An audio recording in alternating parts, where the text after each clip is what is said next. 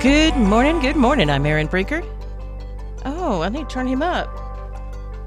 And I'm Tobin Brinker. Oh, that's so much better. Hey. And we are on the Brink, the morning show on KCAA, AM 1050, FM 106.5, and FM 102.3.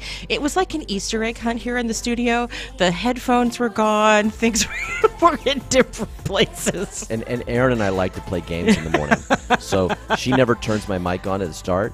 And I like to give her one-word answers just to throw her to see if she can respond. It's like she'll say something, I'll just say, yeah. Yeah. And then she looks at me like, is that all? Is that all you're going to say? Is that all? Oh, excuse me. Did you just snort a little? No, I just coughed. You get a little coffee in the morning. Okay. And that's COUGHEY. I just made up a word. So we are here in the studio. It's Friday. I am so happy it's Friday. This was the longest week ever. Really? No, but it felt long. It does. And I'm in the school year started now. This was week 3, and each day just seems to get longer and longer. And, now the kids are showing their true personalities. The first week, they're very quiet. Because they don't know you. Yeah. And, is this guy going to go off? Is he crazy? So I'm actually having to, deal with stuff now. So do you have to be a little crazy at first with the kids? So that they know that you mean business? I don't know crazy. I have systems, so I'm a systems guy. So I let them know what my systems are, and so I offer rewards for good behavior, and and I create an environment where they really want to behave, and so it doesn't take a lot of screaming and yelling or stuff. I just remind them, if you want your rewards on Friday, you've got to behave. Well, and if you're to the point where you're yelling, they know they've got you. Yeah, and so I try not to do that. Sometimes I do have to raise my voice, because they get loud. I have a class that's right after lunch, and that's always the hardest time. Because that's when they smell the worst. Well, and they're just amped up. They've been out there running around. Yeah. They're getting excited because they know it's close to the end of the day. And so to try to calm them down and get them focused, that's always a challenge, right? Yes. Always a challenge. It's always, I'm sure it is. I don't, my hat's off to teachers. I don't have the temperament for that job. Well, and I should say, I'm a patient person. It's just when it's the chaos that's hard for me. Yeah. Because they're squirrely. They're kids. They're going to be kids, right? And if I don't feel comfortable in that environment, then I shouldn't be in that environment because they're going to be who they are. So one of the things that goes along with my job is periodically, once every 5 weeks or so, I have to do supervision for a week. And so this has been my week for supervision. And I think that's why I'm more drained this week, because I have to be out in the quad 15 minutes before school starts, and I have to be out there for 15 minutes after school lets out to monitor the kids as they're entering and leaving campus and make sure that there's nothing crazy going on. And that raises my anxiety level because it's very chaotic in those moments. That's when it's hundreds of kids running around, being kids, and they're middle school kids. And so, they have no judgment. They have no judgment. They have these big, awkward bodies. And I say big, most of the guys are actually pretty little. But the girls have a growth spurt right around middle school. And so, but they're not used to their new dimensions. Yes. And so, they're a little clumsy and they're all squirrely. I mean, they're really children, but they're in these bigger bodies. And they're no longer getting recess. When they were in elementary school, they got these recesses throughout the day, and they could go and blow off steam. Now the only place they do that is in PE, and it's very structured. As it should be. And so the only unstructured playtime they have is before or after school, and these kids run around quite a bit. So should they have a recess? Are you arguing for a recess? I'm not arguing for a recess. I'm really not. But I know some middle schools where they'll have they call it like a breakfast, where they'll, like right after second period, they'll have like a 15-minute sort of mini break for the kids, where the kids can have a snack or something, get something to eat. And a lot of kids will actually run around for a little bit and blow off steam. And I think that's kind of appropriate. But I will say that over the summer, right at the end of the summer, there was an online discussion about double dutch. And we used to have a lot of kids who would do double dutch at my school. And someone mentioned that we didn't have double dutch jump ropes. And so my lovely wife, unbeknownst to me, went and purchased double dutch jump ropes. And then the first day of school, she hands them to me. She says, "Take these to your school. The kids need these." And they've been using them. Did you see the pictures? No, but that's okay. awesome. Where are the pictures? One of my colleagues sent them to me, Miss Goodlow, and so I could show you. And I thought she sent them to you too on Facebook, but I'll show them to you later. But yeah, so we've got these kids out there doing double dutch. Because double dutch is fun. Well, and what's funny is because these kids haven't done it before, right? Oh, so they didn't grow up with double dutch. No, so it's really fun because they have to start with a single jump rope and sort of get the hang of that with two people doing the jump rope for them, and then they can get that going, and then you can try to bring in the second one. But it's interesting, and I haven't actually gone out to see it, but I've been hearing about it, and the kids are using them and having fun. So I grew up with the single jump rope, Yeah. and then I remember going to, it was middle school the first time, I think middle school, the first time I saw a double dutch, and I was in awe of people who could Yep. keep up with two, and they do the dance moves and all of that. Just the coolest thing. So I laughingly told my friend, because we were talking about how challenging it is, I said, I'm the guy who has trouble keep clapping in time with the music. So I don't know that I'm going to be able to time it to jump in with those jump ropes. I'm going to jump in there and be like, one will hit me in the head, the other will hit me in the foot, and I'll trip and fall on my head, and everyone will be laughing. Give me a helmet for double dutch. Right? Like, okay, he's not good at this. But it's fun to watch, right? It is. And it is a great way to blow off some serious steam. Yes. So that's awesome. I'm glad they're using them. Well, and because I got 2 sets of bright pink double dutch ropes. Yes. And if they're doing single, that means that 4 sets can jump. Yes. So because Well, obviously they're starting with the singles, and I think as the kids get a little more comfortable with that, then they'll jump in with the you just doubles. don't have enough black girls in your school. Oh, we got lots of black girls, but they're just getting started with it. Okay, It's and gonna they take a don't little double bit. dutch? I don't know. The Miss Goodlow has been the one who's sort of taken charge to make sure it gets out there. And I don't know. And I say that it's not a racist thing; it's a cultural thing. Yeah. So and it's just great fun and great exercise. I remember, and I've said this before, I remember being that age and I could jump rope for hours. Yeah. And now if I did it for 5 minutes, I'd be winded. So the dichotomy, and I have to share this because I see this every morning when I walk onto my campus, is I see a large group of kids, mostly boys, sitting along the wall with their phones and their game machines out playing video games before school and not running around. They're all just sitting there. Sometimes they'll have a group of boys sitting around one boy watching him play on his. Oh, right? boy. And then you have another group of boys that are out there playing soccer, right? And then you have girls all standing around socializing. No games, no, they're just standing around talking and whatever. And then you'll see a few girls that might join into playing soccer or running around doing stuff.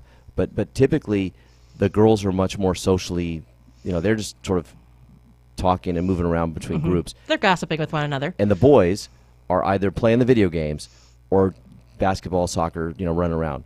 There's not much in between. That's it. That's your option. Isn't that sad? No, well, in the morning everybody's still a little lethargic, but by the time they've been at school for a couple of hours, Yeah. I think they need to move their bodies. But I was amazed at how many kids have like phones or game things that they're playing. So I have to say, I wonder what the research is for performance and focus and et cetera for middle school age children who get that morning break, who can go out there, whether it's 15 or 20 minutes, whatever. Yeah. I wonder if their performance, their concentration, their ability to sit quietly in class, all of that is improved by that break. And if the research show that the data show, the research shows that is the case, I wonder if that's something that we should argue for in Rialto. Yeah, I don't know. When I taught in Colton early in my career, at Colton Middle School, they had that.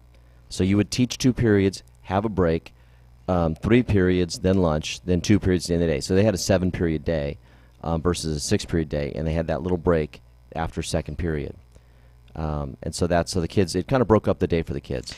So I wonder, I now I'm interested. Now I'm going to start doing some research, because if it can improve, I mean, that's such a difficult transitional age, middle school, and really they are kids, in every sense of the word, and all of a sudden from 6th grade to 7th grade, they don't need to get out and move their bodies more often. I don't buy it. No, and it's funny. I love that you mentioned that they're kids, because they are such kids, but a lot of times they don't look it. Right? Because like you said, they'll hit those growth spurts. We have middle school kids, boys that have facial hair, and girls that look like grown women sometimes. Yeah. But they're kids. And you just have to wait for them to open their mouths. Right? As soon as they start talking, you go, oh, wow. You are a kid. Wow. I remember my brother had a 5 o'clock shadow when he was 12.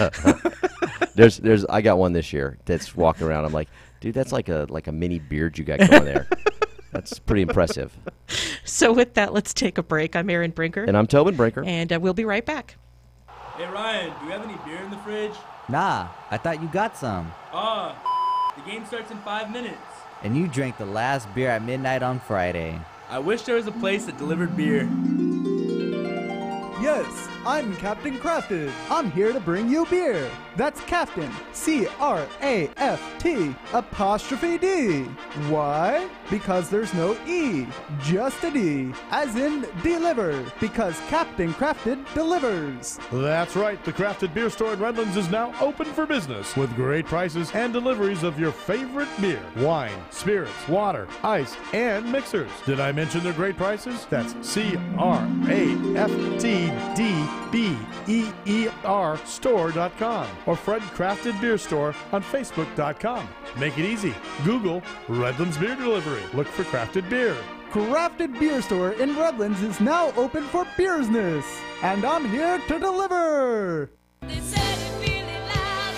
Why are you listening to this radio station? Why? When you can host your own radio show. You're listening and you think you can do better? You have a message or a product you want everyone to know about. Host your own radio show. Team up with the area's best radio professionals and let them make you sound like you should be on NBC. KCAA NBC Radio, that is. KCAA produces more than 50 local programs each week on subjects ranging from business and sports to political talk, vegan diets, or even marijuana-related issues. We don't just broadcast on the radio, we broadcast to the world. Online, on TV, on social media, on Facebook. You'll be all over. Imagine what your friends will say. And KCAA reaches over 5 million people on 3 radio stations. Join the staff on 1050 AM, 102.3 FM, and 106.5 FM. NBC Radio. Jump on the KCAA Express. Call 909-793-1065. That's 909-793-1065 and get ready to transmit.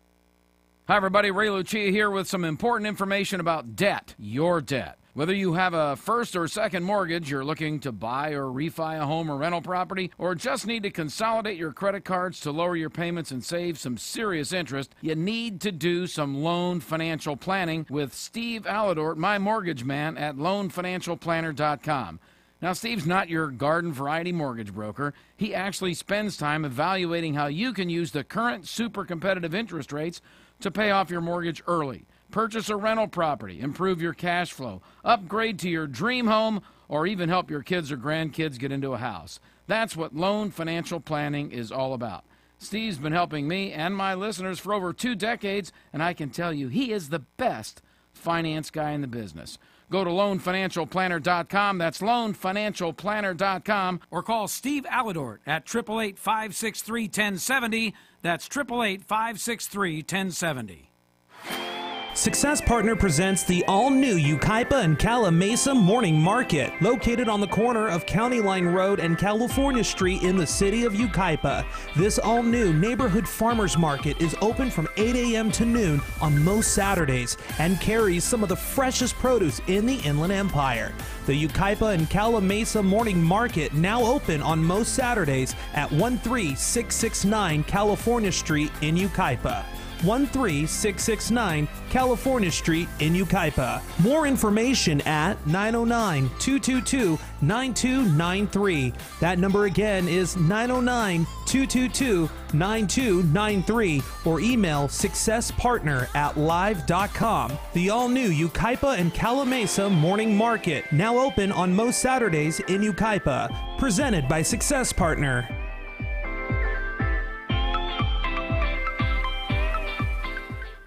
Broadcasting more local radio programs than any other station in California. We are KCAA.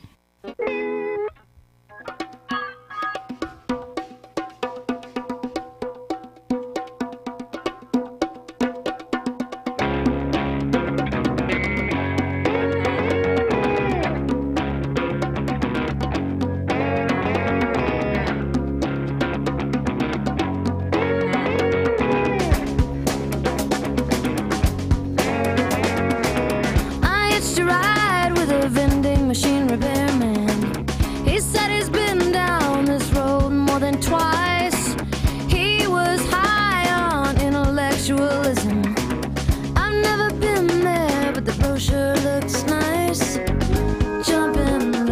Welcome back. I'm Erin Brinker. And I'm Tobin Brinker. And we are on the Brink, the morning show on KCAA, AM 1050, FM 106.5, and FM 102.3. We're here on a Friday that is a beautiful, beautiful morning. So it's still hot because it's summer, but we're not at 110. No. And it's just so much more enjoyable and pleasant. You could be outside without feeling like you're going to die. So driving in, I don't know if you realized this morning, it was in the 60s, Erin. Wow. Perfect, right? Right? That is perfect. That's perfect running weather, isn't it? Yes. Not that I'm a runner. I'm going to start running I'm a watcher. soon.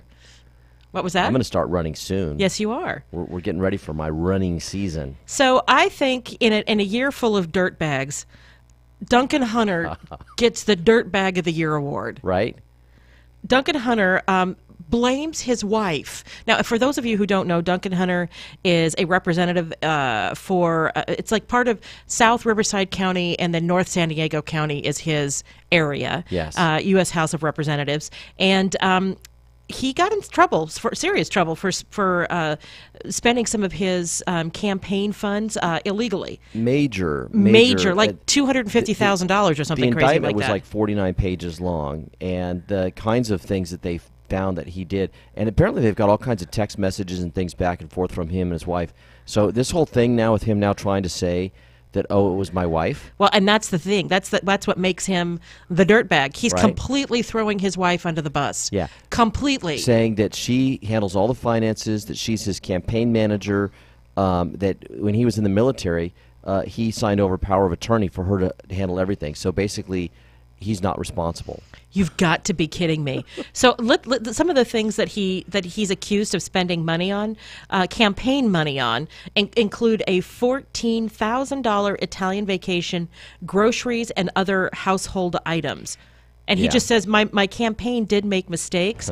There was money spent on things, not by me, but by the campaign, and I paid that back before my last election. So one of the things that came out in the indictment that struck me was that his personal bank account was overdrawn 1,100 times over the last however many years it was. Oh, my God. 1,100 times. Now everybody goes through hard times. Right. But they use that as their way of saying this is what gave him the motive to basically start taking money from his campaign, that they were facing severe financial problems in their personal lives, and therefore they needed to start taking money from the campaign. And they came up with really weird and creative ways to do that. As an example, he wanted to get a shirt, and his wife told him to buy it at this golf shop because then they could sort of try to hide it as if they were buying golf balls for wounded warriors. This is one of those text message things, right?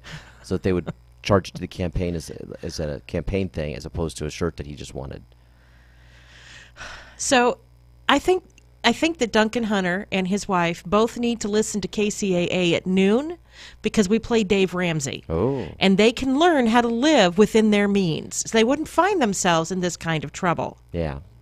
Wow. But yeah, I mean, the fact that he's trying to pass it all off on his wife, and, if she ends up going to jail over this, I mean, the worst case, the weirdest case that I can imagine is that he wins re-election, she goes to jail for all of, quote-unquote, his crimes, right? And how bizarre would that be? So, but if they have text messages going back and forth, he's not. Honestly, what he's saying is that he didn't realize that when he got the text message saying, "Well, you can buy the shirt from this golf shop because we can say it's for wounded warriors," that there was something wrong with that. Then he is so morally and intellectually defective that he should be in a padded room. Yeah. What's funny or interesting to me is that there are several prominent California Republicans who have been calling him out and basically saying that he should resign. Now, the problem is that the way the California election rules are now, because of the top two elections, and we've already had the primary, that if he was to drop out, you're not allowed to do a write-in, and they can't substitute somebody else on the ballot. So that means the Democrat would automatically win. And because the Republicans are horribly concerned that it's a blue wave coming, they don't want to give up another seat. So they're feeling like they've got to fight to get this guy reelected, and then deal with the fallout after that. I don't know. It's bizarre. It's disgusting. Yep. It's disgusting. It is interesting too. I've had so many conversations with people who live in wealthier areas who are struggling to stay in those wealthier areas, but they have all the trappings, right? Yeah. So they have the beautiful car, they have the beautiful home in the right neighborhood, et cetera, but they can't afford it. And so, they scrimp and save and work incredibly long hours and live way beyond their means because other people are looking at them. Yeah. And this to me smacks of that. It's like, why would you do that? Why would you do that? So, and I'm not, somebody has credit card debt, that's their own business. If they're paying their bills, I don't care. Yeah. But stealing, essentially what they're stealing from, campaign donations to finance a lifestyle they can't afford. Yeah. That's not okay.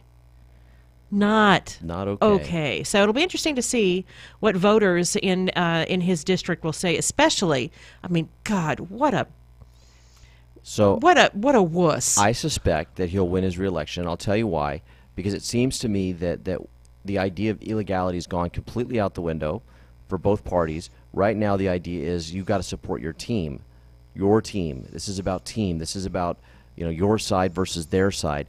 And so they're willing to forgive everything. We're seeing this with Trump. No matter what comes out about these people, these shady people around him, people are like, oh, well, that's just the deep state going after them, and Mueller shouldn't have gone after them, and like, but what they did was clearly illegal. Yeah, but it's not collusion, and so they're just coming up with We've seen exactly that argument. They're coming up with every kind of reason they can to continue to support their team and forgive and forget anything illegal that's happened, and we're living in a bizarro world, in my opinion.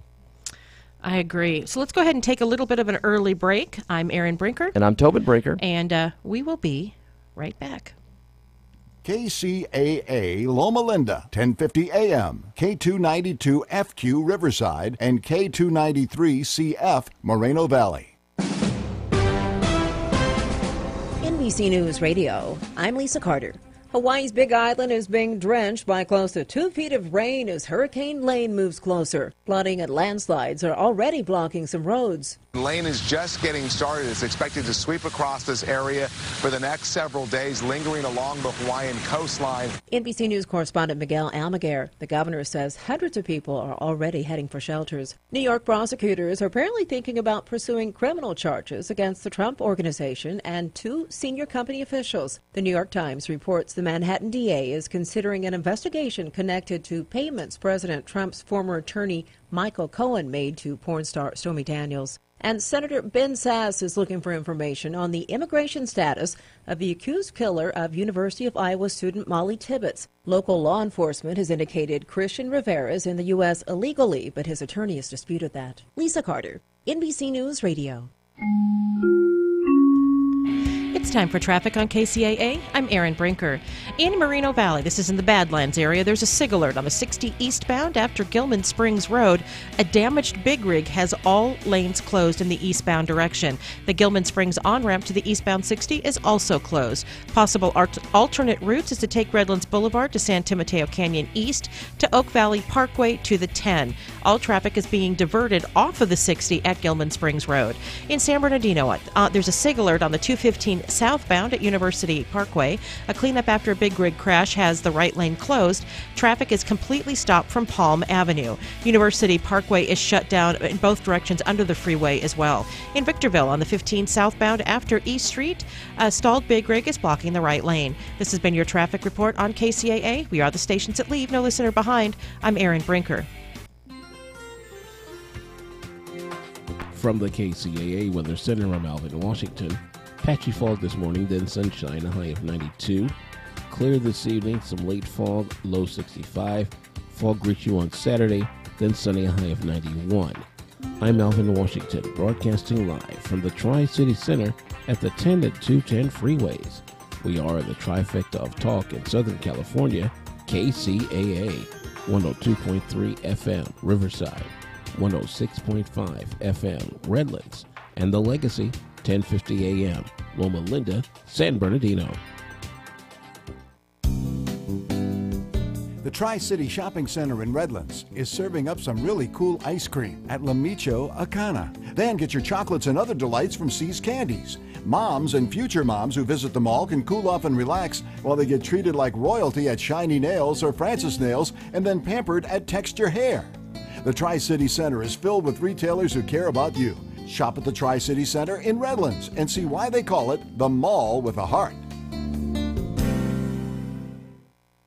Occasionally stressed and fatigued? Support energy and stress response with Quantum Nutrition Lab's stress support, B12, and adrenal support. Buy 2, get the third one free. Call 888-588-7578 or visit us online at qnlabs.com. Hi, I'm Dr. Bob Marshall, PhD, host of Healthline. Tune in and hear the latest breakthrough information for you and your family.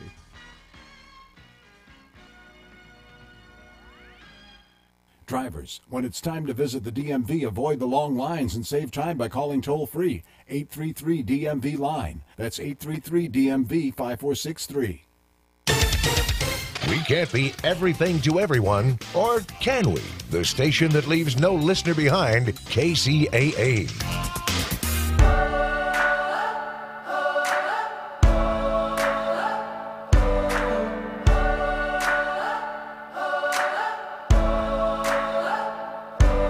Start it up. Throw me the keys. Welcome back. I'm Erin Brinker. And I'm Tobin Brinker. And we are on the Brink, the morning show on KCAA AM 1050, FM 106.5, and FM 102.3. We got to talk about this middle school dean that was charged with trying to solicit sex from a 14-year-old. He was caught up in a sting. It turns out that this guy is a Roman Catholic priest on an active leave, that's quote unquote, from the Los Angeles Archdiocese. Yeah, he used to be at the Our Lady of Lourdes Church in Northridge, and he was only a priest from 1996 until 2000, and then he was released because, what's the word here? I'm looking for it in the article. I saw it just a second ago. Because of his interaction with youth. He had failure to adhere to archdiocesan policies concerning interaction with youth and young adults. That sounds like he was diddling children. That's their code. Technical definition. Okay, so they released him. Yes. But they didn't tell authorities apparently. Because he would have been a registered sex offender if they had. Yeah. Well, and that's why now the media and the police agencies are asking people if you have any information on this guy to come forward. And you know, if I'll be wondering if there's anyone from that Northridge area, if their kids were, you know, molested or something happened, right? And all of this is bothersome on so many levels. So many levels. So let me say that the article does say that the Archdiocese has no record of allegations of sexual misconduct. Yes. But that doesn't, as far as I'm concerned, that doesn't mean anything because it's been proven over and over and over and over and over again that that any archdiocese cannot be trusted. Yes. Now the school district is saying, you know, that they're obviously, as soon as he was arrested and they found out about this, they immediately put him on leave, and they're going back and looking at their policies and trying to figure out to make sure that he was fully vetted. He had 7 different jobs before he came to them after leaving the archdiocese back in 2000, and so they're not sure if they actually went back and checked all the way back there because that was like the 7th reference at the bottom of his page of references, and typically they just check the most recent ones. Right. Well, and you make the assumption that, you know, if somebody has been fingerprinted, that if there's any arrest record, it'll come up, right? Because that's what the system is supposed to do. And he was fingerprinted, and there have been no arrests that had come up. And exactly. So, you know. So I, you know, we'll see that I'm speculating here because the information isn't out yet. But if he was released from the Catholic Church because of inappropriate conduct with children and they didn't report it, oh my God. Yeah. Well, and the question becomes what level of inappropriateness, you know? The same level held to by the public schools. Yeah, you know, I know, but you know, it'll be interesting to find out sort of exactly what happened. You know, was it that some parents complained because they didn't like that he was overly friendly with their kids, or did he actually go further than that? You know what I mean? Yeah. Yeah. So the system that we have to catch people or keep them away from children require an arrest. Yeah. Right? They require an arrest because then it would pop up on the system, right? An arrest and conviction. An arrest and conviction? Yeah. Okay, so an arrest and I thought it was just an arrest, and then you're in the system. So if you don't have that, there's no way for schools to know, because they obviously can't read your mind. Yeah. So they don't know if you have those proclivities. Yeah. Well, and this guy obviously put himself in jobs and situations where he could be around a target-rich environment. Yeah, I get that, but there's, lots of people work with kids and never do anything inappropriate. Oh, no, I know. But this guy is not one of them. Yeah. So the banning, this of course happened in Banning, and the school district is, like you said, investigating, and their background check met the requirements from the national database. Met the requirement. So, but for me, I guess the story hits on so many levels, because obviously we've been talking about the scandal within the Catholic Church, and then also within the school systems, and both, I think, over the last decade, we've seen just a real increase in reporting and information about predators in both of those institutions, and on the school side.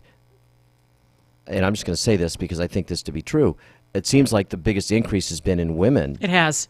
It's unbelievable how many women are doing this, which is just unfathomable to me. Yeah. So to go back to the more traditional, what we used to hear when we were growing up, which was that it's an adult man going after little boys, it maybe makes it even more shocking, just because it seems like you don't hear those cases as much anymore. The ones you really seem to hear about are these women.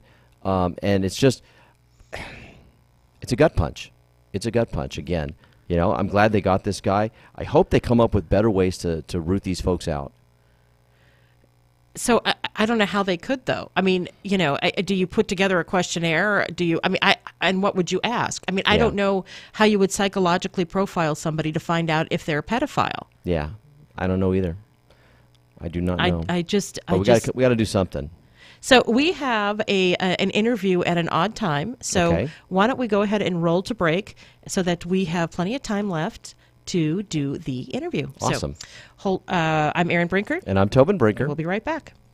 Wet n Wild Palm Springs is the one where you get big water park fun. Yeah, dive into all the action-packed thrills with exciting rides, slippery slides, cool water adventures, and so many ways to just chill. So get everyone together and get to Wet n Wild Palm Springs. For unlimited fun, get a season pass. Buy now, get a free ticket for a friend, and more. All for just $64.99 at wetandwildpalmsprings.com or at Food for Less. Offer ends soon. Park open daily. Every day is a great day at KCAA Radio. August 24th is National Waffle Day. Eaten throughout the world, a waffle is a leavened batter or dough that is cooked between two plates that are patterned to give a characteristic size, shape, and surface impression. Waffles come in many forms. Depending on the type of batter or iron used, the resulting waffle varies by consistency, size, shape, and flavor. My favorite's the Rudy Tooty Jr. Oh, and fun facts for National Waffle Day. 1911, the first electric waffle iron introduced by General Electric. 53, Frank Dorse's Eggo frozen waffles are sold in supermarkets for the first time. And in 64, Belgian waffles debut at New York's World's Fair. And some interesting add-ons about waffles. Did you hear about the angry waffle iron? He just flipped. And most importantly, where do waffles go on summer vacation? San Diego. For KCAA NBC Radio, I'm Andrew Caravella. This has been The More You Know.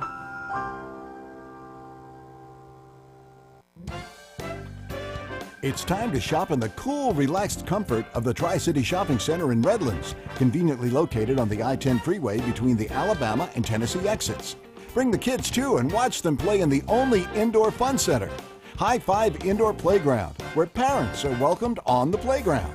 Birthday celebrations are encouraged, so make plans for some great fun at the mall. More reasons why the Tri-City Center is called the Mall with a Heart. This segment of broadcasting brought to you by Tender Hearts TLC Incorporated. Tender Hearts, the helping hands for your loved ones, where they understand it can be difficult to find time in your already busy schedule to attend to all the needs of your aging loved one. Tender Hearts will be there for your loved one when you can't be.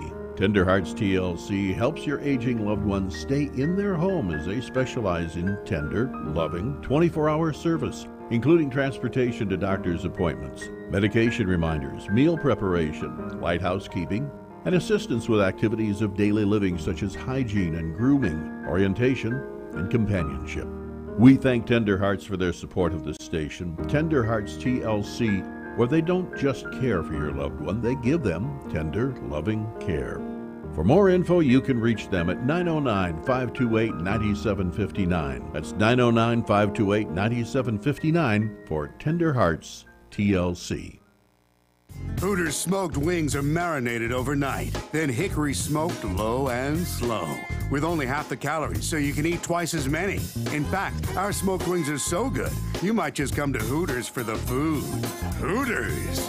It's time to celebrate at Hooters, where there's no such thing as a party of one. Hey guys, I'm Blair, your favorite bartender. And I'm Taylor, from Hooters Riverside, Moreno Valley. And we're here to get your Mondays motivated with our great wings and delicious menu specials. All you can eat Tuesdays and our 10-10 Wednesdays. Buy 10 and get 10 boneless wings free. Check out our Everyday for Everybody. We love everyone, kids, moms, and cute grandpas too. And come join us for our new late night happy hour from 9 p.m. to closing. Because Hooters makes you happy. Come to Hooters, where there's no such thing as a party of one. Located with the 60 and the 215 meet in Riverside, near Moreno Valley. For more info, Google Hooters Riverside.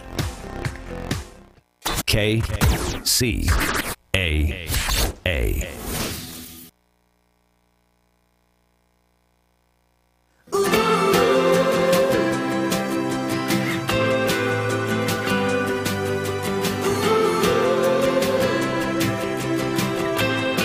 Welcome back. I'm Marion Brinker. And I'm Tobin Brinker. We are on the Brink, the morning show on KCAA, AM 1050, FM 106.5, and FM 102.3 and 106.5. Did I say both of those? I just did. All right. So, Tobin, imagine somebody offered you $50 million to do a job that you had already been doing. Who do I have to kill? You don't have to kill anyone. Jim Parsons it turns out he is the reason why Big Bang Theory is the 12th season will be their last season. Really? Yeah. He turned down $50 million. Now, that's $50 million over 2 years, but it's $50 million bucks. And then all the other stars of the show, of course, Kaylee Cuoco, Johnny Galecki, Kunal Nayyar, and Simon Helberg would have also received that amount because they all get paid the same. And all of the cast and crew and everybody else would have been continuing to work, would have been paid to continue to work on the show. But no, Jim Parsons said he didn't want to do it. Doesn't want to do it, huh? Wants some time off to spend the money he's earned. Yeah, but and I get that, and I'm sure he's got personal reasons. Maybe he's just sick of doing the show. I have no idea. But it's not just about him, right? I mean, it's because he's really the heart and soul of the show. I mean, he's the one that he's the butt of almost all of the jokes. Yes. His nerdiness is made fun of incessantly. Actually, I stopped watching the show because we're supposed to believe he's this uber brilliant scientist, and the guy couldn't get a win. Even in the science realm, he couldn't get a win. Yeah. They made him the butt of every single stinking joke, and I just couldn't watch it anymore. Yeah. But having said that, it's not just about him. It's about all the cast and crew and everybody who works on the show, all of the people who work in publicity, all the people who work in admin, around the show. It's funny, I think about when they canceled the Roseanne show and how the immediate backlash was one person screwed it up and all these other people are out of work. And, and they really came down hard on Roseanne. And then they did everything they could to sort of recreate the show without her so they could bring it back and save all those jobs.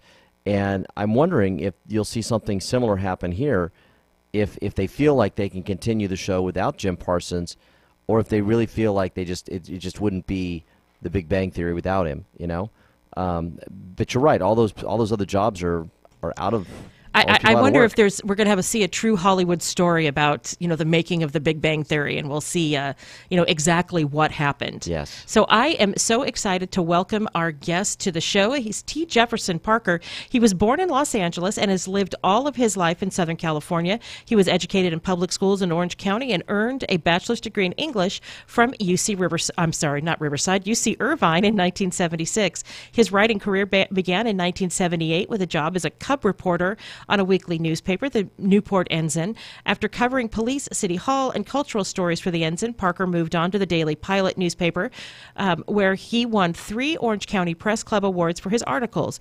All the while, he was tucking away stories and information that would be used in his first book. He's written a new book, Swift Vengeance, and he's here to tell us about it. T. Jefferson Parker, welcome to the show. Cool, nice to be here, Aaron. Thank you. So tell us about Swift Vengeance. Okay, Swift Vengeance is my, by the numbers, my 24th novel. Like all the other novels that I've written, it's basically a kind of a mystery thriller set in Southern California in contemporary times. Swift Vengeance is the second book that I've written in a series that I'm developing, built around a private eye who lives and works in the San Diego area. His name is Roland Ford. He's just a little shy of 40. He's a widower. He's a big guy. He's a war vet. He's a San Diego sheriff's deputy formerly, and now he is a private eye. He kind of specializes in missing persons, but he'll take whatever job he thinks is interesting and should be taken. So he's a good hero. He's a stand-up guy. He's the kind of guy I like to describe him as a guy that you want on your side if you're in a pinch. He's a good, loyal investigator, and he's good at what he does. So anyway, in Swift Vengeance, the story opens when Roland is approached by an old friend, Lindsay Rake, who is a retired United States Air Force drone pilot, and she has received in the mail a handwritten death threat that's very scary. It promises her a violent end, and it seems to have been written by someone who knows her or about her. It's signed with a kind of a cryptic, anonymous name, and she brings that note to Roland, and Roland immediately sees the danger there, senses danger there, and he takes the note to the FBI in San Diego to a woman that he's worked with before, whose specialty is anti-terrorism. And Joan Toucher is her name. So that's how the story begins. Wow. It's a story about, trying to unearth this. Who is this writer?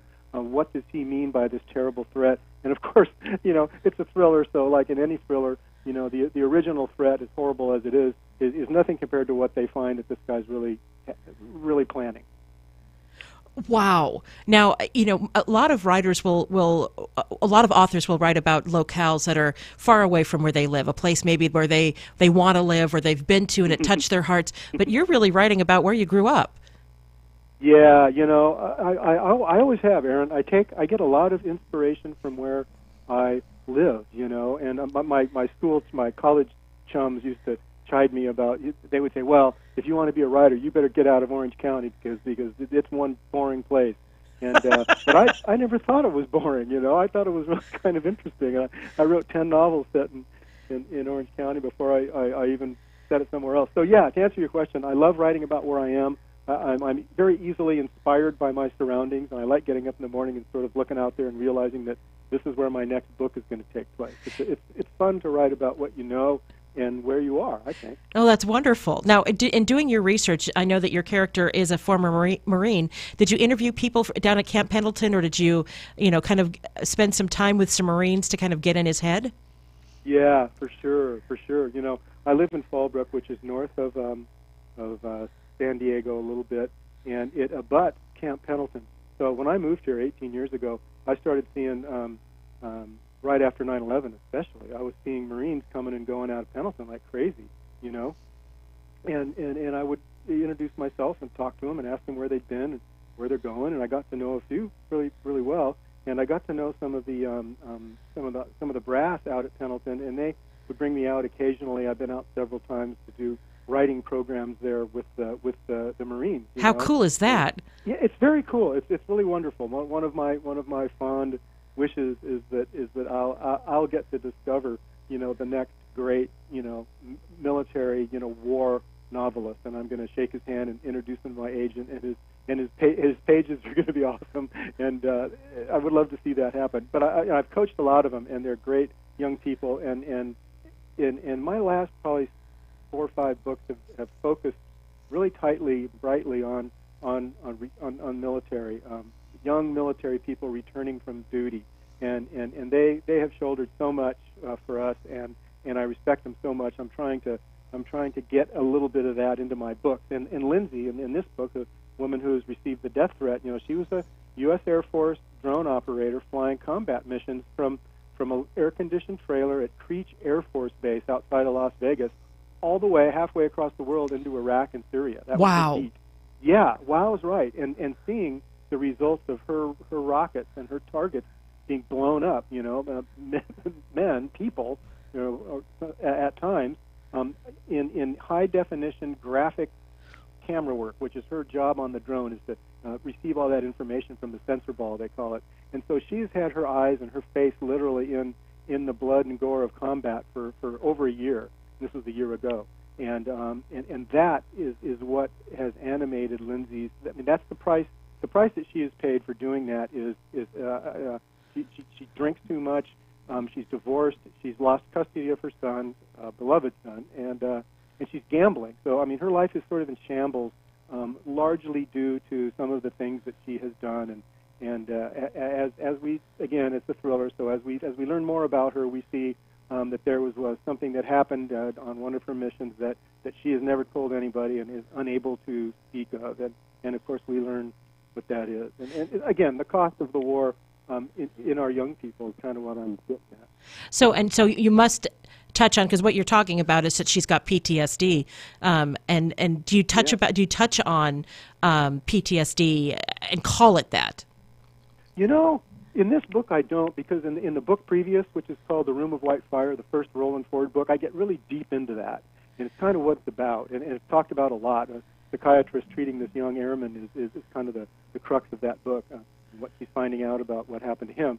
And so I kind of moved aside in this book from that kind of medical kind of look. All we know about Lindsay is that she's a former drone pilot, and that was her job, and she's talked to Roland a little bit about it, but not a lot. But that's what she did, and she's just neck deep in all this trouble and alcohol and gambling and trouble with the courts and stuff, trying to get partial custody of her son and et cetera, et cetera. So we see kind of the basis of what she did, and then we see this consequence, and between the reader and the pages of the book, they will go, aha, yeah, PTSD times 3. Right. So yeah. How some authors write, this kind of, they write where the pen takes them or the computer takes them, the keyboard takes them. Others have the whole story in their head. Where do you fit on that spectrum? Yeah, good question. Writers do those two things. I'm kind of in the middle. I reach a point when I'm kind of putting together the story in my head or in outline form, where I get about halfway through, and then I kind of go, well, I don't really know what's going to happen, so I'm not going to try to finish this book in outline form. I'm going to finish it at the plate, if you will. So I'll begin the book when I have a grip on the characters and the beginning of the story and some general notion about which way it's going to go. And so I'll complete the book under those terms. And I will say that often this book and the last one certainly come to mind. When I hit the last 100 pages of the book, say, it feels like I've got about 100 pages left to go. I have a lot of balls in the air and a lot of subplots kind of dangling, and everything. All the questions are not answered yet, and I know that I'm going to have to answer them. I'll often not have really any idea how I'm going to do it, and I'll wake up at 3 in the morning and I'll lay there, and my mind will be zooming around with all these possibilities about how I'm going to end this book. So yes, I do plot it out as well as I can ahead of time, but no, it's never good enough, and I have to be spontaneous in the last half of the book to make it all work together. So. Would you say that this book is standalone? Because you said it was part of a series, but could somebody pick this one up and just keep going, or do they need to read the others in the series first? Because you said this is the third one, right? Good question. Yeah. I'm writing these so that they can be read alone.